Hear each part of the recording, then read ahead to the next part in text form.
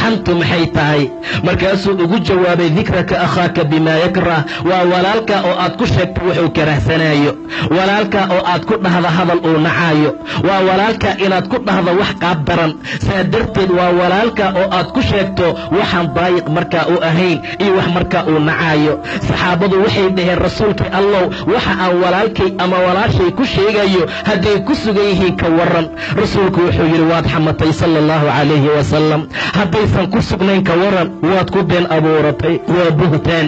waa been abuurad buu yidhi nebiga sala allahu calayhi wasalam sidaa darteed waxay ku sugan yihiin iyo waxaysan ku sugnayn waan isugu darnay buhtaan iyo ifki iyo been abuurad ayaa loo kordhiyey war shaqada waxaan maanta shaqo ka dhigana aan iska dayno walaalayaal war dadka islaamkaa da'biya caade ay leeyihiin ma aha xanta war wax lagu yaqaana gabar muxajabaa ma aha war wiil ahludiina waxaan lagu yaqaanaa ma aha war dadka ixtiraam iyo qiimay naga mudan yihiin war muslimiinta inay isu duceeyaan ayaa la amray inay ceebaha isku qariyaan baa la amray qof allaala qofkii qof muslima ceebtiisa u qariya ilaahay baa adduuniya aakhira u qariya subxaana wa tacaala war qof allaala qofkii qof mu'min ah kurba ka fayda ilaahay baa ta qiyaamo ka fayda subxaana wa tacaala war qof walbaaba qofkii walaalkii danihiisa ka shaqeeya ilaahay baa dantiisa iyo xaajadiisa uga shaqeeya subxaana wa tacaala aadaabtana la baraya fiiriya wanaagga ilaahayna amraya fiiriya subxaana wa tacaala in allaala intaan walaalahan xaajaadkooda iyo danahooda qaban lahayn waa dhibnay in allaala intaan imaani lahayn oo khayr iyo wanaag aan ku sheegi lahayn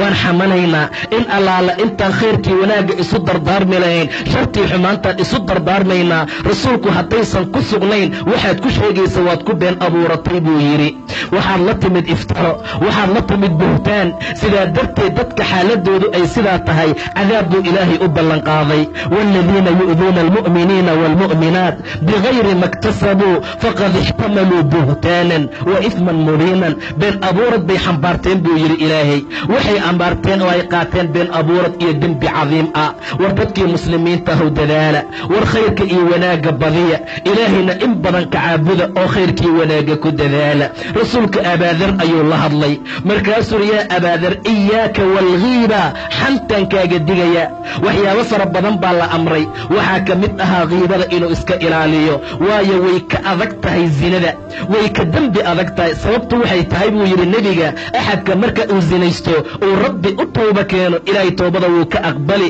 oo cid kaloo dembi dhaaf uu weydiisanayaa ma laha amaa xantu waxay u baahan tahay marka ilaahay cafis la weydiista ka gadaal qofkii la xantay in loo tago waxaad kala kulmi doontid ma ogid war dadka mu'miniinta icraafkooda iyo sharaftooda daaya war luxuumtaan dadkee la cunaya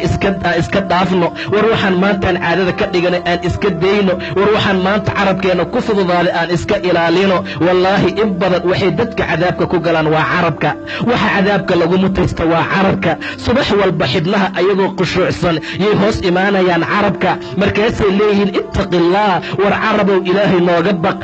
adigaan ku nahay haddaad toosnaato waa toosnaanaynaa haddaad qalloocata waa qalloocnaanaynaa carabka dhibaato badan oo ba'an buu dadka ku haayaa war waa idinkala digayaa adi iyo xan war xan meel lagu haayo ha u dhowaanin